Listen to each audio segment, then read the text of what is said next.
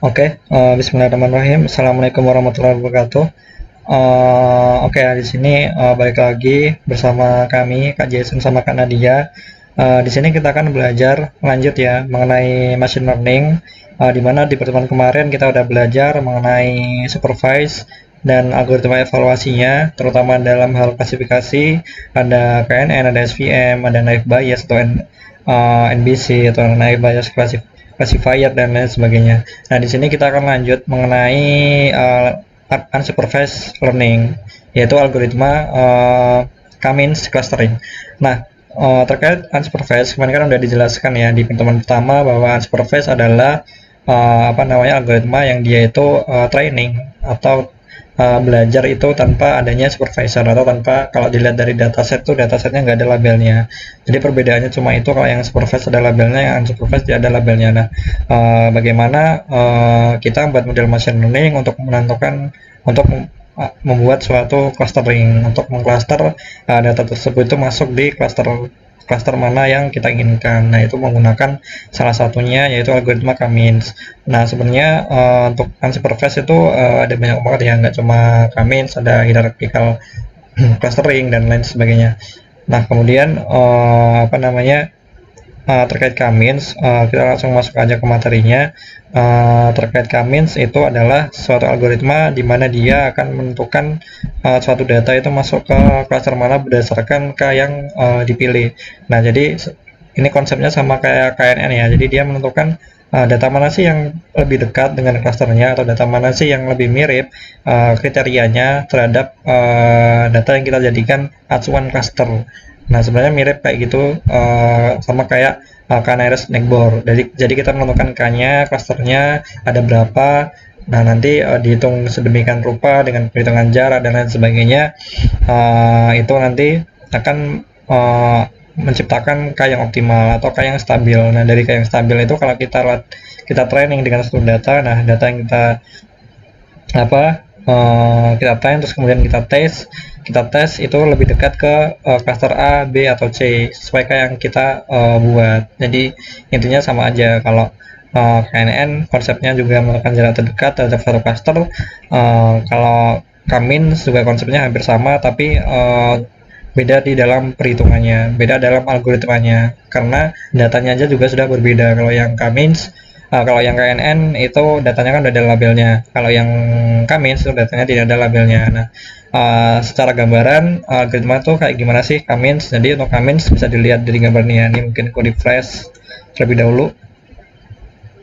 Nah, intinya algoritma K-means itu jadi kita menentukan K berapa dulu yang kita inginkan, atau jumlah cluster, berapa banyak jumlah cluster yang kita inginkan. Nah, misalnya kita membuat 4 jumlah cluster. Nah, jadi 4 titik cluster ini akan ditaruh di data yang random, atau istilahnya di titik yang random.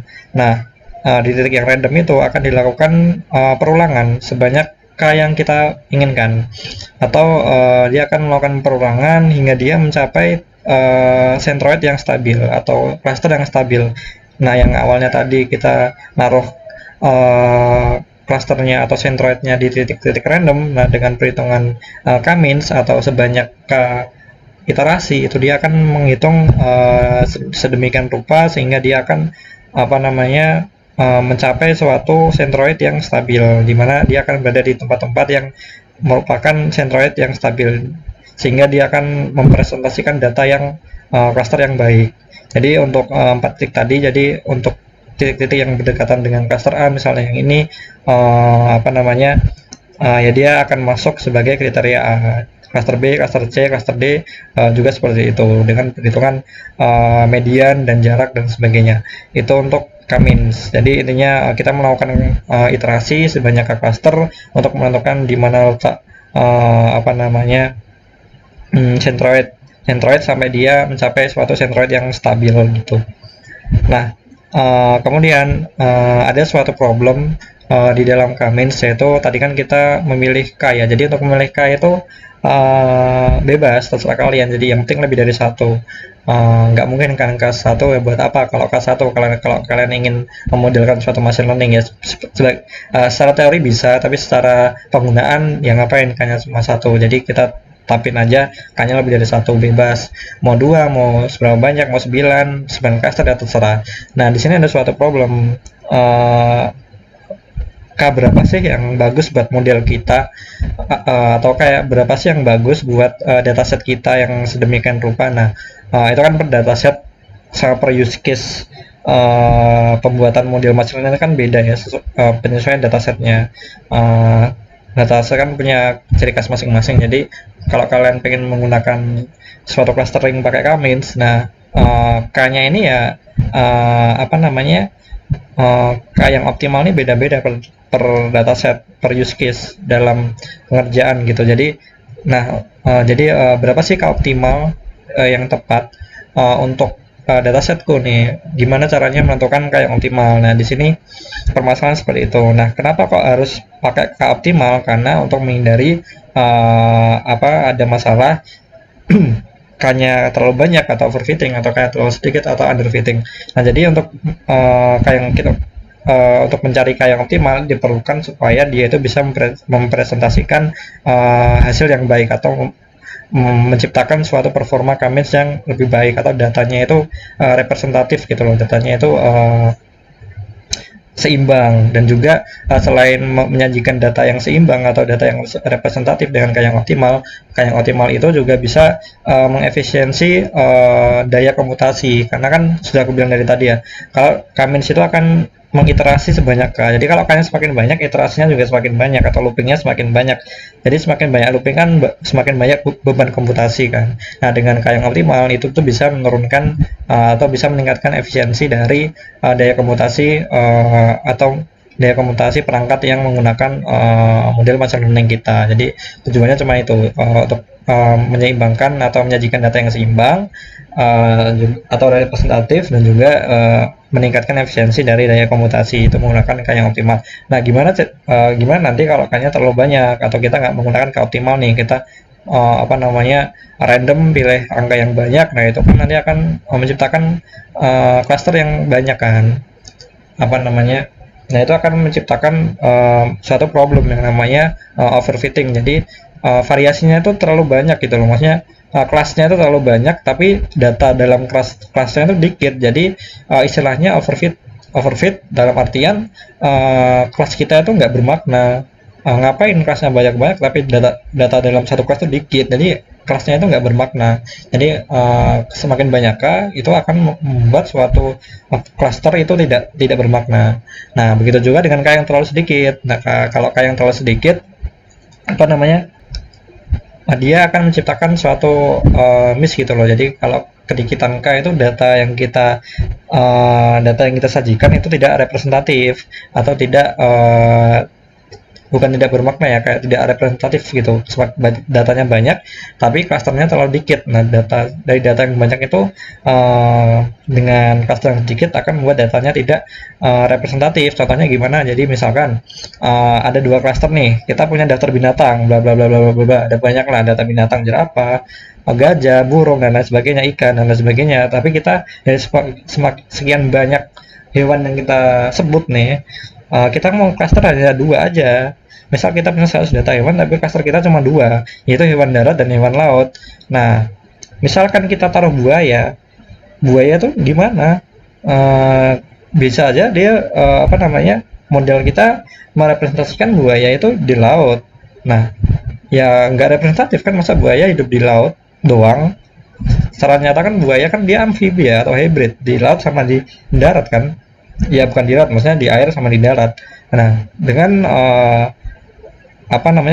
K yang sedikit itu, kita ada beberapa data yang itu tidak sesuai, itu tidak representatif, yaitu kayak tadi hewan air atau hewan laut sama hewan darat. Nah buaya masuk kemana nih? Itu kan jadi bingung ya, buaya masuk kemana dan lain sebagainya, padahal dia amfibi. Nah kalau kita tambahkan K-nya, ada hewan darat, hewan laut, dan hewan amfibi, nah itu semakin representatif kan.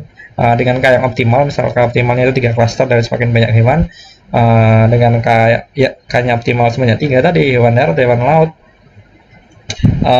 hewan amfibi, itu buaya bisa masuk ke amfibi. Nah kalau kita tambah lagi nih kasusnya kayak tadi, kalau ada burung ya otomatis dari awal juga kita tetapkan satu klaster lagi, yaitu hewan udara gitu. Jadi intinya seperti itu untuk mencegah terjadinya underfitting sama overfitting, supaya data kita tuh semakin representatif, apa namanya, semakin seimbang lah, semakin seimbang, dan juga untuk daya komputasinya semakin rendah. Nah, itu untuk kenapa kita harus menentukan K yang optimal terlebih dahulu sebelum kita menggunakan algoritma K-means. Nah, jadi gimana sih caranya untuk apa namanya, mencari K yang optimal? Nah, jadi ada beberapa metode ya, ada beberapa metode untuk mencari K yang optimal di dalam untuk digunakan di dalam algoritma K-means. Jadi di sini di modul itu kita menggunakan yang namanya elbow method atau metode siku ya. Jadi grafiknya nanti akan berbentuk seperti siku. Jadi makanya disebut dengan elbow method. Nah, tentunya juga nggak cuma elbow method untuk apa namanya, untuk menentukan itu ya K yang optimal. Ada berapa banyak algoritma yang bisa digunakan selain elbow method. Contohnya adalah metode siluet, metode dendrogram, kemudian ada metode contohnya itu ada David-Baldwin Index dan lain sebagainya. Nah, di elbow method sendiri kalau kita lihat di sini sebelum kita masuk kira-kira kayak gimana ya. Jadi elbow method itu akan menghitung setiap iterasi dari K yang kita inginkan. Misal K-nya 4 atau K-nya 9, jadi dia akan menghitung sebanyak 9 iterasi. Nah, di setiap iterasi itu dia akan menghitung nih performa, atau bukan performa sih, dia akan menghitung nilai yang dinamakan inertia. Inertia itu ada banyak sebutannya ya, jadi jangan bingung. Ada sumber yang menyebutkan inertia, ada sumber yang menyebutkan SSE atau sum square error, atau ada sumber yang menyebutkan WCSS atau within cluster sum of square. Jadi ada banyak ya, inertia sama dengan sum square error atau SSE, inertia juga sama dengan within cluster sum of square. Jadi inertia sama dengan SSE, sama dengan juga WCSS gitu, jadi sama aja. Nah, setiap iterasi dia akan menghitung inertia nih. Inertia itu adalah seberapa jauh sih data-data kita, ini beneran jauh ya, bukan jauh dalam artian apa, tapi ini benar-benar kalau kita lihat di sini tuh seberapa jauh data-data ini yang hitam-hitam ini dari titik hijaunya ini, seberapa jauh. Jadi semakin jauh data ini dari suatu titik centroid, itu berarti semakin jelek modelnya gitu kan.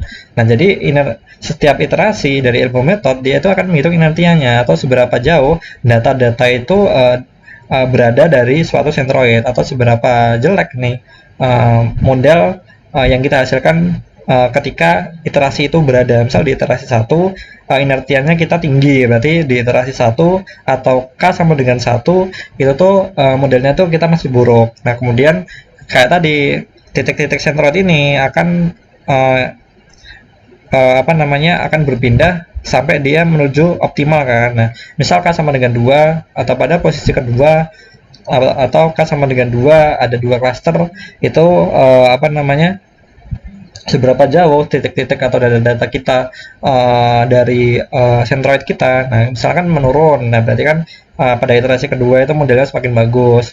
Iterasi ketiga sampai iterasi 9, di mana tadi use case-nya adalah 9 cluster. Nah, itu nanti akan dihitung nih titik 1 skornya berapa atau nilai inertianya berapa. Nah, semakin kecil nilai inertianya itu, maka dia modelnya semakin bagus. Nah, elbow method itu akan mencari titik di mana dia itu penurunan nilai inertianya itu mulai stabil. Jadi titik yang dipilih dalam elbow method atau K yang dipilih itu K di mana penurunan dari nilai inertianya itu mulai nggak terlalu jauh atau mulai stabil. Nah, kalau kita gambarkan nanti untuk codingannya nanti sama Kak Nadia ya. Nah, kita gambarkan seperti grafik ini. Jadi nanti hasilnya adalah satu grafik kayak gini ya, grafik elbow method. Jadi elbow method tuh dia akan mencari nilai inertia atau SSE di setiap iterasi. Misalnya kita menggunakan K sama dengan 9 ya. Nah, jadi dia akan melakukan 9 iterasi. Nah, ketika K sama dengan 1, nilai inertianya dalam model itu berapa? Misal di sini 120 lebih. Kemudian ketika K sama dengan 2 itu berapa?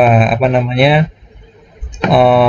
Ketika sama dengan 2 itu misalkan 60, K sama dengan 3 berapa, sampai K sama 9 itu nilai inertianya adalah titik-titik di sini.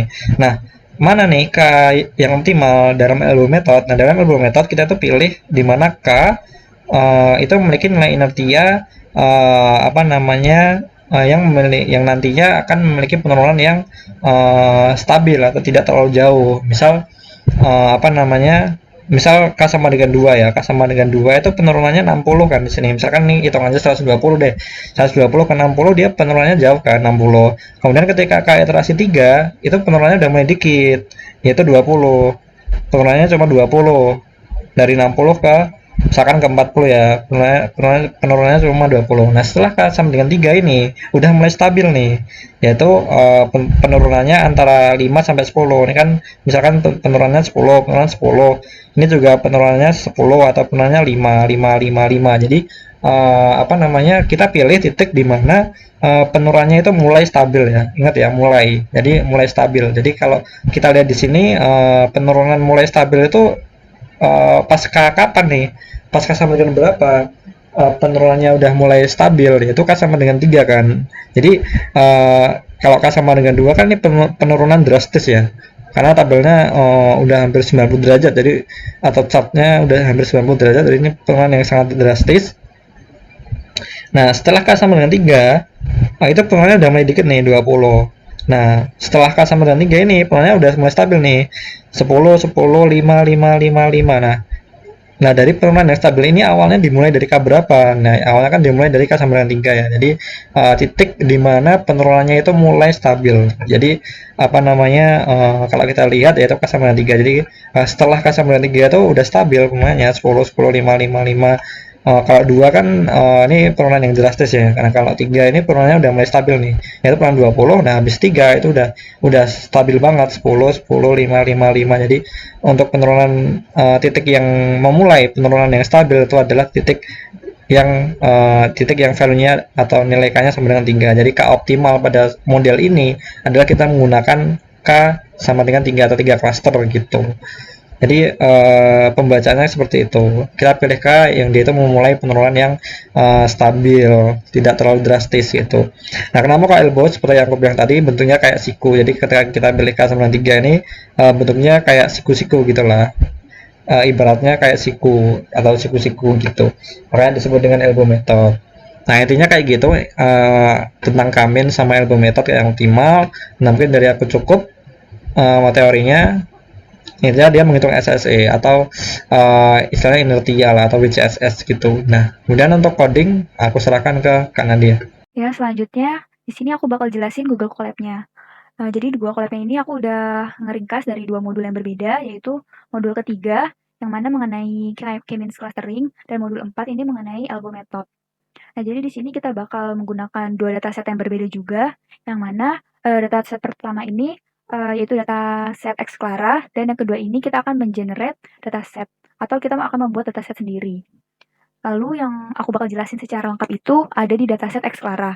Dan untuk dataset yang kedua atau yang kita generate sendiri ini, aku bakal jelasin cara generate-nya aja, dikarenakan selebihnya itu codingannya bakal sama kayak Xclara. Nah, di sini pertama-tama seperti biasa kita akan mengimport libraries-nya terlebih dahulu.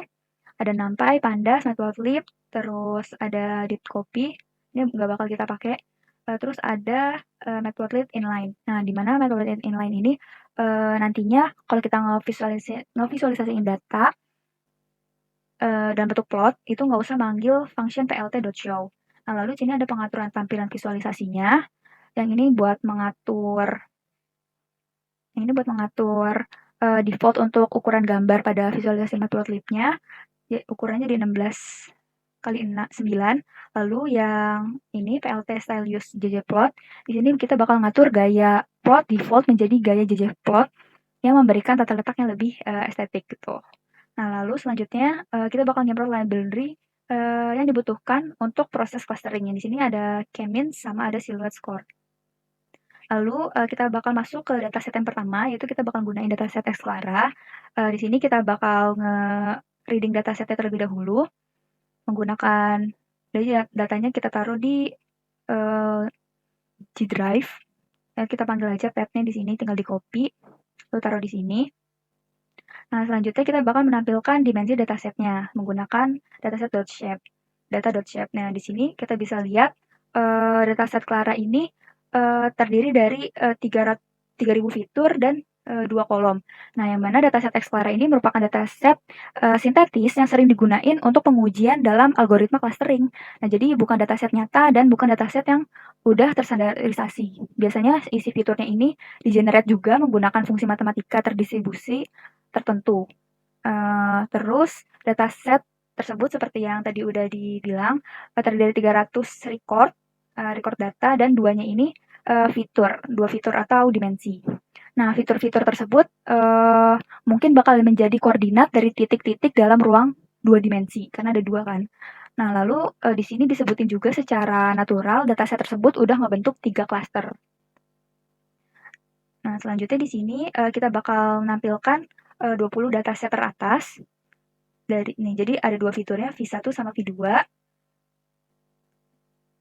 Nah, lalu di sini kita bakal masuk ke pemilihan fitur. Yang mana di sini kita membuat baseline dari scatter plot terlebih dahulu. Terus F1 ini akan berisikan nilai dari fitur V1 pada dataset data. Nah, lalu yang F2 di sini bakal berisikan fitur atau nilai dari V2-nya. Nah, selanjutnya kita membuat array X di sini yang berisi nilai dari kedua fitur F1 dan F2.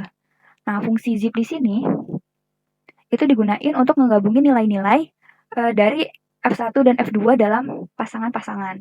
Gitu. Lalu selanjutnya kita membuat scatter plot dengan nilai-nilai dari F1 dan F2 yang tadi sudah didefinisikan menggunakan PLT scatter. Nah, parameternya itu di sini X-nya F1 dan Y-nya F2, lalu di sini ada C sama dengan black. Nah, berarti di sini kita menentuin color-nya ini warnanya hitam, lalu yang S sama dengan 7 ini kita menentuin ukuran titik-titik. Nah, jadi nilai S sama dengan 7 ini sifatnya opsional dan dapat disesuaikan sesuai dengan preferensi visual yang kalian inginkan. Nah, intinya dari scatter plot ini digunakan buat ngevisualisasiin sebaran data dari fitur F1 dan F2, di mana setiap titik ini mewakili sebuah sampel data. Nah, ini merupakan hasil dari sebaran datanya. Bisa dilihat, tadi seperti yang disebutin di awal, bahwa secara natural atau data aslinya ini ternyata udah ngebentuk menjadi 3 klaster yang berbeda gitu. Nah, lalu di sini kita bakal masuk ke yang modul 4, di mana kita bakal menentuin klaster menggunakan elbow method.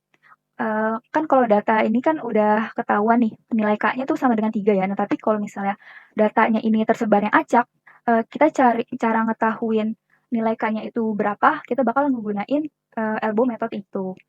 Nah, di sini aku bakal jelasin yang pertama di sini kita bakal nentuin nilai yang tepat untuk proses clusteringnya atau proses K-means-nya kita bakal nentuin nilai K-nya ini yang tepat berapa gitu.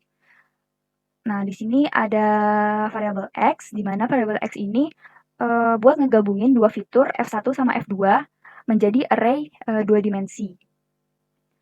Nah, lalu yang reshape-nya ini fungsinya buat mereshape array untuk memastikan bentuknya ini sesuai. Nah, lalu di sini kita melakukan iterasi untuk jumlah cluster dari 1 hingga 9 atau K-range-nya ini 1 sampai 10. Nah, dan melakukan K-means clustering untuk setiap nilai K. Bisa lihat di sini, pertama-tama kita ngebuat model K-means-nya dulu dengan memanggil function K-means. Lalu kita melatih model K-means pada data X, di sini fit X. Nah, selanjutnya kita menggunakan K-mean model inersia yang mana akan menghitung nilai SSE atau sum of square error. Nah, lalu SSE append ini nantinya akan menyimpan nilai SSE untuk setiap nilai K. Nanti bakal disimpan di array ini. Gitu. Terus untuk visualisasinya kita bakal menggunakan PLT plot, di mana K-nya ini jadi sumbu X-nya dan nilai SSE yang tadi kita cari itu sebagai sumbu Y-nya. SSE itu nilai yang kita cari buat nilai K-nya yang optimal tuh berapa gitu. Lalu yang color B ini berarti nanti untuk pewarnaan. Nah, ini buat settingan gambarnya biar lebih menarik. Ini ada title, terus X label sama Y labelnya. Nah, di sini kita bakal nambahin garis vertikal buat nandain kalau nilai K-nya ini optimal. Menggunakan function AXV line. Gitu. Nah, Nah, di sini hasil dari pencarian nilai K yang optimal menggunakan elbow method. Nah, di sini bisa dilihat bahwa K-nya itu yang optimal sama dengan 3 ya, seperti yang tadi. Meskipun udah kita tahu bahwa klasternya ini dibagi menjadi 3 klaster. Nah, tapi kalau misalnya dataset yang nggak kayak gitu atau tersebar, kita harus nyari tahu menggunakan elbow method ini untuk mencari nilai K yang optimal. Nah, di sini cara mengetahui nilai K optimal itu dari plot elbow method dengan mencari titik di mana penurunan SSE-nya ini tadi nilai SSE-nya ini mulai melambat secara signifikan. Nah, pada titik tersebut kurva plot itu kayak ngebentuk siku kan di sini nih atau elbow. Nah, nilai K yang sesuai dengan posisi siku ini dapat dianggap sebagai jumlah klaster yang optimal. Tuh. Nah, lalu selanjutnya setelah kita menentukan nilai K-nya nih, atau nilai iterasinya ternyata iterasi ketiga, K sama dengan 3, maka kita akan melakukan clustering-nya. Nah, di sini kita akan nentuin jumlah clusternya tadi udah disebutin, yaitu kita 3, dan cluster sama dengan 3. Lalu kita fitting input data, jadi proses fitting ini akan mengelompokkan data menjadi cluster berdasarkan jumlah cluster yang telah dicari tadi, yang telah ditentukan. Lalu yang label sini jadi nilai indikator keanggotaan data dalam suatu cluster. Nah, lalu di sini ada C atau centroidnya, kita bakal cari nilai centroid menggunakan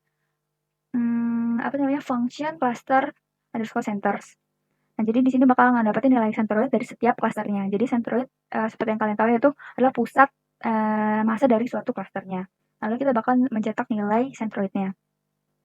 Nah, di sini kan tadi kita udah nentuin nih nilai klasternya sama dengan 3. Nah, hasilnya bisa dilihat di sini ada 3 titik. Yang titik pertama atau klaster pertama, terus ini klaster kedua, dan ini merupakan klaster ketiga dari nilai titik centroidnya gitu. Nah, selanjutnya setelah kita mendapatkan nilai centroidnya, kita mau ngevisualisasiin nih titiknya itu ada di mana sih letaknya dengan menggunakan scatter plot. Nah, di sini kita manggil PLT scatter. Nah, yang mana yang ini nih fungsinya itu buat mengambil nilai dari 2 fitur, yaitu fitur yang tadi kan V1 sama V2 pada dataset Clara. Nah, lalu yang S7 ini, yang sama dengan 7, itu buat nentuin ukuran titik pada scatter plotnya. Nah, lalu yang C labels ini untuk memberikan warna pada titik berdasarkan label cluster yang diberikan oleh algoritma K-means. Nah, jadi di sini labelsnya ini dia bakal ngasih warna yang berbeda sesuai dengan cluster, sesuai dengan clusternya gitu. Kalau tadi kan di sini hitam semua ya nih. Ini masih hitam semua. Nah, yang C sama dengan label tadi buat nentuin nih kalau misalnya cluster titik-titik ini tuh masuknya ke cluster mana, menyesuaikan warnanya gitu. Jadi dikasih warna sesuai dengan clusternya. Nah, di ini hasilnya. Nah, ini kan sebaran data yang tadi seperti yang di awal. Nah, terus function yang ini tuh fungsinya buat nentuin nilai bintangnya ini.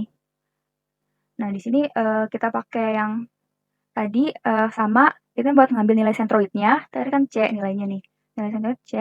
Terus di sini ada marker. Nah, markernya ini buat nambahin logo bintang tadi yang menandakan bahwa ini nilai cluster atau nilai centroidnya gitu.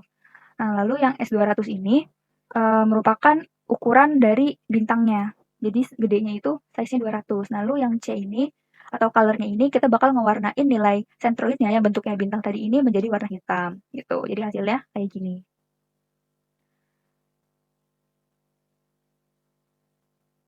Nah, dengan scatter plot ini kita dapat ngelihat nih bagaimana titik-titik dalam dataset ini di-assign ke dalam cluster dan di mana posisi centroid clusternya ini berada. Nah, perlu dicatat juga kalau visualisasi ini tuh hanya berguna jika jumlah fitur pada dataset ini adalah ada 2.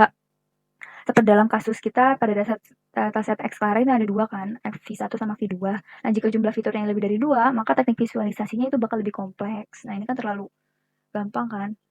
Karena cuma 2 data, 2 kolom itu cuma 2 gitu. Nah, selanjutnya di sini kita bakal ngelakuin evaluasi hasil clustering menggunakan inersia dan siluet analisis. Gitu. Yang pertama di sini ada menggunakan inersia dulu, di mana inersia ini merupakan metrik yang digunain buat algoritma K-means buat mengukur seberapa padat atau compact atau tersebarnya data di cluster. Nah, pada umumnya kita bakal nyari titik di mana penurunan inersia menurun secara signifikan. Dan ini sering disebut sebagai elbow point. Di sini aku bakal jelasin terlebih dahulu. Di sini ada looping. Jadi kita bakal nge-looping dari 1 sampai 9. Lalu kita bakal nentuin jumlah klasternya. Lalu kita akan nge-train uh, si algoritma K-means-nya menggunakan dataset X. Lalu di sini untuk mendapatkan cluster labels-nya. Dan yang di sini untuk menghitung jumlah jarak antara setiap sampel dengan cluster centroid-nya. Atau kita bakal nyari nilai SSE-nya. Gitu. Nah, di sini bisa dilihat nilai SSE-nya dari K1 sampai dengan K9 nilainya. Nah, di sini kita bisa lihat K1 ini nilainya misal di sini 5, 5 komaan lah gitu. Nah, bahwa ini menandakan inersianya itu tinggi kan. Karena setiap titik itu dianggap sebagai satu klaster. Nah, terus di K sama dengan 2 ini atau iterasi kedua nilainya itu 2,3 nurun kan nilainya. Jadi ada penurunan yang signifikan dari K1. Nah, ini dianggap sebagai elbow point awal yang menunjukkan peningkatan dalam pemilihan klasternya. Nah, lalu di sini di K3 kita bisa lihat nilainya ini 0,6-an. Nah, terjadi penurunan juga, tapi ini lebih signifikan dari K2-nya. Nah, ini dianggap sebagai elbow point yang lebih jelas, dan nilai ini dianggap sebagai jumlah klaster yang optimal. Gitu. Jadi, nilai K ini nilai yang optimal. Nah, terus di sini K sampai dengan 4 nilainya sekitar 0,5-an. Penurunan inersinya kan terus terjadi nih. Nilainya kan terus turun kan. Nah, tetapi tidak sebesar penurunan sebelumnya. Nah, ini dianggap sebagai pilihan yang baik untuk jumlah klaster. Jadi, semakin signifikan berarti bahwa nandain, ini kan semakin signifikan nilainya. Nah, nandain bahwa yang uh, elbow point yang ini nih, yang awalnya jauh banget turunnya, terus selanjutnya ini turunnya itu signifikan, nah ini nandain bahwa nilainya ini optimal gitu. Nah, pada umumnya kan kita mencari nilai K itu yang ngasih penurunan yang signifikan pada inersia atau elbow point. Nah, dalam contoh ini nilai K-nya tadi kan sama dengan 3. Nah, karena penurunannya ini, kenapa kita 3 tadi? Karena penurunannya ini setelah itu tidak sebesar penurunan sebelumnya. Jadi ini dianggap yang paling optimal. Tuh, gitu. Nah, lalu kita bakal ngelakuin siluet koefisien. Jadi siluet koefisien ini buat mengukur sejauh mana setiap objek dalam klaster itu mirip dengan yang lain dalam klaster dan berbeda dari objek di klaster tetangga terdekatnya. Jadi dari satu klaster ini di dalam satu klaster ini mirip, tapi kalau kita bandingin dengan klaster tetangga terdekatnya itu beda-beda banget gitu. Nah, skor siluet itu berkisar antara -1 hingga 1, di mana nilai yang lebih tinggi ini nunjukin modelnya yang lebih baik. Jadi 1 ini nilainya baik. Nah, lalu nilai siluet yang mendekati 1, seperti tadi bilang menunjukin bahwa objek itu di satu klaster yang sangat mirip dengan objek di klaster lain dan sebaliknya gitu. Nah, di sini kita pakai tadi import library silhouette score. Nah, di sini ada silhouette score X sama labelsnya. Nah, ini merupakan nilai dari silhouette koefisiennya. Ini karena nilainya -1 sampai dengan 1, nah sedangkan di sini 0,3, bahwa ini nunjukin clusteringnya memiliki tingkat pemisahan yang cukup baik, gitu. Nah, selanjutnya ini udah penjelasan yang untuk modul 4 sama modul 3-nya. Selanjutnya di sini aku bakal jelasin seperti yang tadi di awal dibilang itu cara generate dataset sendiri gitu. Nah, di sini kita menggunain kita bakal nge-import library dari Matplotlib juga, itu AX3D. Nah, di mana MPL Toolkit MPplot 3D ini adalah modul Matplotlib yang menyediakan alat buat ngevisualisasiin 3D dalam Matplotlib. Nah, lalu di sini dengan menggunakan AX 3D ini kita dapat membuat subplot 3D dan menggambar di dalamnya. Nah, selanjutnya di sini kita bakal menggunakan sklearn dataset yang mana ini merupakan modul dari scikit-learn yang menyediakan fungsi untuk menghasilkan dataset buatan atau artificial untuk keperluan percobaan dan pembelajaran mesin. Nah, terus kita juga nge-import MacBloops yang di sini digunain untuk membuat dataset bloop atau gumpalan titik-titik dengan sejumlah kelompok tertentu. Nah, ini buat settingan figurnya nanti. Ukurannya 16 kali 9. Nah, di sini kita masuk ke generate datasetnya, di mana kita bakal ngegenerate dataset yang terkelompok dalam 4 klaster. Jadi kita akan membuat 4 klaster langsung jadi 4 klaster. Nah, terus kita di sini X sama Y, terus Matplotlib ini kita ngehasilin dataset buatan dengan menggunakan function Matplotlib ini. Nah, ensamples-nya ini kita assign, yaitu nilainya 800, yang mana ini merupakan jumlah total sampel atau titik dalam datasetnya. Jadi nanti datasetnya itu barisnya ada 800. Nah, terus end fiturnya ini, berarti nanti kita bikin kolomnya itu jadi ada 3 kolom. Nah, centernya ini yang tadi kita membuat dataset ini menjadi 4 cluster. Nah, selanjutnya di sini kita membuat objek gambar untuk menyimpan plotnya tadi. Dan di sini kita akan membuat subplot 3D-nya dalam objek gambar. Jadi kita ngebuat 3D gambarnya itu biar lebih kelihatan menggunakan add subplot ini. Nah, nilai parameter 11 ini argumen ini dianggap sebagai singkatan dari 1,1,1,1 yang artinya itu kita membuat grid subplotnya itu 1 kali 1. Nah, sedangkan projection 3D ini argumennya buat nentuin bahwa kita ingin menggunakan proyek 3 dimensi gitu. Nah, jadi keseluruhan dari baris ini tuh intinya kita bakal ngebuat subplot tunggal dalam proyeksi 3D di dalam figur tadi, di dalam gambaran ini. Gitu. Nah, habis itu kita ngebuat koordinat X, Y, Z-nya ini dari setiap titik dalam dataset. Nah, sehingga nanti titik-titik ini akan tersebar dalam ruang 3 dimensi dengan nilai dari fitur mereka. Kita buat X, Y, Z-nya di sini. Jadi bentuknya 3 dimensi gitu. Nih, ini merupakan tampilan gambarnya. Terlihat ada 4 klaster, meskipun yang ini agak mepet, tapi kelihatan kan gumpalannya nih, kumpul di mana. Nah, selanjutnya di sini data codingannya itu sama kayak yang dilakuin pada dataset Xclara. Jadi aku nggak usah jelasin. Nah, gitu. Buat penjelasan Google Colab-nya, kalau ada yang ingin ditanyakan, silakan ditanyakan melalui bisa di PC atau melalui grup. Terima kasih.